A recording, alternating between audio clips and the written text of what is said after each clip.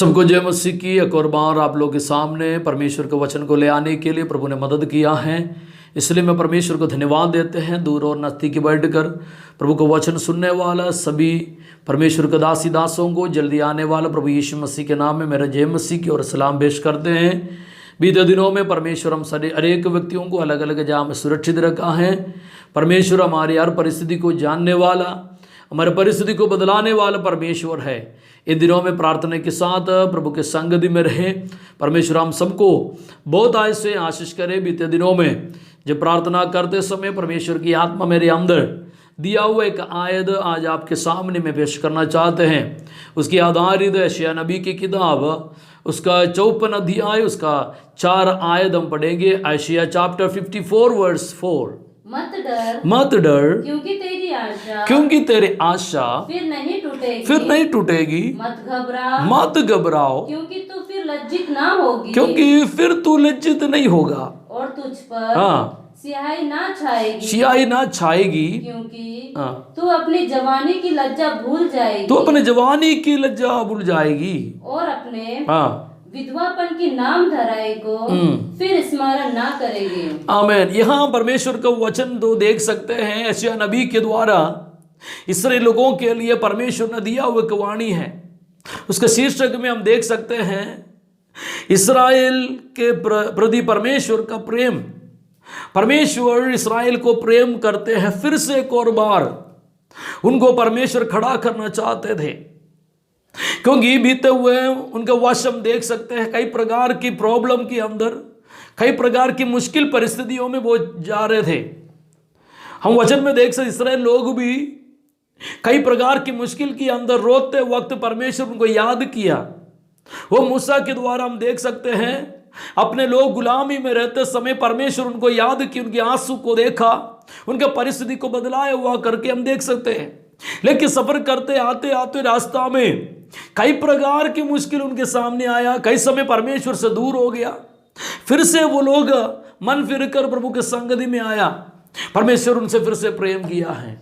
यहां भी हम देख सकते हैं कुछ समस्या के वजह से परमेश्वर लोग दूर हो गए थे, कई प्रकार की मुश्किल के सामना करना पड़ा। वहां वो लोग रोया, वो लोग चिल्लाया, परमेश्वर के संगति में अपने गलती को सुधारने के लिए वो लोग तैयार हुआ, तो परमेश्वर उनको फिर से अपने लिए खड़ा करते हुए हम देख सकते हैं। ये लोग किन किन परिस्थिति में था करके वो हम देख सकते हैं। उसका 4 आयत में उसका पहली पद पढ़िए, उधर क्या लिखा है? मत डरो। इसके मतलब ये लोग कई विषयों से डरे हुए हैं। इस वचन सुनने वाला ब्रदर और सिस्टर में आपको बोलना चाहते हैं, इस वक्त कई बातों को लेकर आप डरे हुए होगा। इस वक्त कई प्रकार की प्रॉब्लम का सामना करते हुए अब घबराहट में होगा। परमेश्वर की आत्मा इस वचन की आधारित आपको तसल्ली देना चाहते, तू मत डरो, मैं तेरे लिए कार्य करने के लिए चाहते हैं। परमेश्वर जो फिर कर प्रभु के संगति में आते हैं, फिर से अपने माफी मांगकर प्रभु के लिए जो व्यक्ति खड़े हो जाते हैं, परमेश्वर उनके घबराहट को, उनके डर को दूर करते हैं। हम देखते 3-4 बात उनके जीवन में हो। सबसे पहली बात, वो डरे हुए थे। किन बातों के ऊपर डरा हुआ? हम नाश हो जाएंगे, हम खत्म हो जाएंगे, परमेश्वर का क्रोध हमारे ऊपर है। दूसरी बात, हमारे विरोधी हमारे सामने खड़े, हम कुछ नहीं कर पाते हैं। इस वचन के अनुसार परमेश्वर आपसे कहते हैं अब मत डरो, आपका विरोधी के साथ लड़ने वाले एक परमेश्वर है। हम देख सकते हैं उसका 17 आयत का पहले पद पढ़िएगा। जिसने हथियार तेरी हानि के लिए बनाए जाए, जिस हथियार तेरी हानि के लिए बनाई जाए उनमें से कोई सफल ना हो। देखो, ध्यान रखो, आप जिस विषय के ऊपर डर रहे हो, परमेश्वर उनसे कहते हैं तेरे खिलाफ जो हथियार तैयार किया जा रहा है वो हथियार को तू न्याय करेगा। क्या वचन परमेश्वर ने दिया है? हम जिस समस्या का सामना कर रहे हैं, जिस प्रॉब्लम का सामना कर रहे हैं, परमेश्वर आपसे कहते हैं तो जिसके तेरे विरोध में जो हथियार बनाया जा रहा है तेरे सेवकाई के खिलाफ, तेरे प्रार्थना के खिलाफ, तेरे आराधना के खिलाफ, तेरे काम के खिलाफ जो कुछ हथियार दुश्मनों ने तैयार करते हैं, वचन कहते हैं तू उसको क्या करेगा? न्याय करेंगे। परमेश्वर आपको फिर से खड़ा कर रहा है। परमेश्वर आपको फिर से प्रभु के लिए खड़ा कर रहा है। आपको लज्जित होने नहीं देगा। आगे की आयत में क्या लिखा है? 4 का अली पद पढ़िएगा। मत घबराओ। आगे, क्योंकि तू फिर लज्जित ना होगी। देखो, बोलते तू फिर से लज्जित नहीं होगा। बीते दिनों में तेरे गलती की वजह से, बीते दिनों में तेरे काम की वजह से इस दुश्मनों ने तेरे ऊपर अपने कब्जा जमा के रखा होगा। दुश्मनों ने आपके खिलाफ कई काम किए होंगे। इस वचन के अनुसार परमेश्वर आपसे कहते हैं तो अभी डरने की जरूरत नहीं, परमेश्वर आपके लिए कार्य करने जा रहा है। परमेश्वर का वचन कहते हैं बीते दिनों में तू लज्जित हो गया होगा, बीते दिनों में तू डरे हुए अनुभव में होगा, लेकिन परमेश्वर इन दिनों में तुझे एक अच्छा हथियार की तरह इस्तेमाल करना चाहते हैं, एक अधिकार के साथ इस्तेमाल करना चाहते हैं। तेरे विरुद्ध खड़ा होने वाला हर एक बातों में तू उसको न्याय करने वाला जैसा परमेश्वर तुम्हें बनाएंगे। उस 17 आयत का दूसरे पद पढ़िएगा। उनमें से कोई सफल नहीं होगा। तेरे खिलाफ जो कुछ षड्यंत्र रचते हैं, तेरे खिलाफ जो कुछ कार्य करते हैं, वो कामयाब नहीं होगा। इस वचन के आधारित सुनने वाला एक व्यक्तियों को मैं बोलना चाहते हैं, इन दिनों में जिस प्रॉब्लम के अंदर से, जिस समस्या के अंदर से आप सफर करते हैं, परमेश्वर की आत्मा कहते हैं वो कभी कामयाब नहीं होगा, वो कभी तेरे विरुद्ध काम नहीं कर सकते हैं, क्योंकि परमेश्वर आपको प्रेम करते हैं, आपको शर्मिंदा करने के लिए नहीं चाहते हैं। बीते दिनों में शैतान कई प्रकार की बातों को लेकर आपको शर्मिंदा करने के लिए कोशिश किया है। परमेश्वर की आत्मा कहते इस वचन की आधारित तू उसको न्याय करेगा, वो तेरा खिलाफ कुछ नहीं कर सका। 17 का 1-2 पद आगे पढ़िए। और जितने लोग मुद्दई होकर तुझ पर नालिश करे, उन सबों से तू जीत जाएगी। देखो, जिन्होंने तेरे खिलाफ बातें करते हैं, तेरे खिलाफ बातें बनाते हैं, इन सबों के ऊपर तू जीत पाएगा, क्योंकि तेरा परमेश्वर फिर से तुम्हें उभारना चाहते हैं, फिर से परमेश्वर तुम्हें मजबूत करना चाहते हैं। यदि तू प्रभु के संग में अपने आप को समर्पित करते हुए, अपने आप को आप नम्र करते हुए प्रभु के लिए खड़े हो जाएं, वो परमेश्वर फिर से आपको उबारने वाला, फिर से आपको मजबूत करने वाला है। इसलिए परमेश्वर कहते डरो मत, तू लज्जित नहीं होना। 4 आयत का 3 पद पढ़िएगा। तू शर्मिंदा नहीं होगा, तेरा नाम दराई में दूर करेंगे। उस आयत पढ़िएगा। मत घबराओ, क्योंकि तू फिर लज्जित ना होगी, तू फिर लज्जित ना होगी, और तुझ पर स्याही ना छाएगी। तो स्याही मतलब हमेशा के लिए मैं लोगों के लिए कि शर्मिंदा है करके सोचने वाला बातों से परमेश्वर इन दिनों में तुम्हें बाहर लेके आना चाहते हैं। प्रभु का वचन कहता है इन दिनों में जिन जिन विषय के ऊपर मैं इसमें खत्म हो जाऊंगा, मैं इसमें ही नष्ट हो जाऊंगा, आगे में मुझे कोई लक्ष्य नहीं, मैं खत्म हो जाऊंगा करके सोचने वालों, परमेश्वर की आत्मा आपसे कहते हैं हाँ, अब शर्मिंदा होके खत्म होने के लिए नहीं, परमेश्वर फिर से आपको उबारना चाहते हैं, फिर से परमेश्वर को खड़ा करना चाहते हैं। तुम्हारे विरुद्ध आने वाला हर एक जो बातों को तू न्याय करने वाला हो जाएगा। परमेश्वर फिर से तुम्हें खड़ा करने के लिए क्यों बोलते हैं? तेरे परिस्थिति बदलने जा रहा है, तेरे सीमा को परमेश्वर बढ़ाना जा रहा है, उसके लिए समझना है। उसको दूसरी आयत पढ़िए, उधर क्या लिखा है परमेश्वर ने?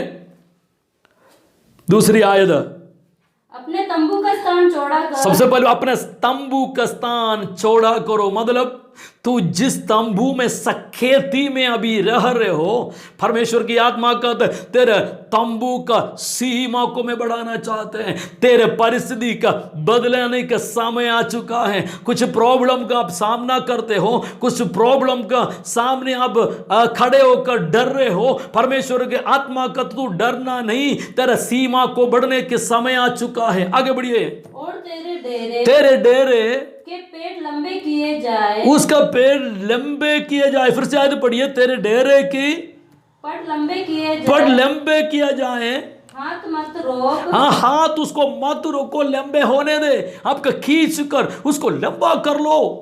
परमेश्वर की आत्मा कहते हैं ये सीमित के अंदर रहने के लिए नहीं, मैं तुम्हें बाहर ले आना चाहते हैं। सीमित अंदर सेवकाई नहीं, परमेश्वर तुम्हें बाहर ले आना चाहते हैं। जिस जगह में सकेती में तू सेवा करते हैं, फ्रीडम के साथ सेवा करना चाहते हैं। मैं आपको बोलना चाहिए, जो प्रॉब्लम समस्या तेरे खिलाफ खड़ा होते हैं, समझो परमेश्वर को योजना उसके ऊपर है, परमेश्वर का कुछ कार्य उस विषय के ऊपर होने जा रहा है। पवित्र आत्मा इस वक्त कईयों से बात करते हैं, आपके जीवन में आने वाले समस्या प्रॉब्लम, परमेश्वर ये चाहते हैं तुम्हारे सीमा बढ़ाने के लिए चाहते हैं। आगे पढ़िएगा।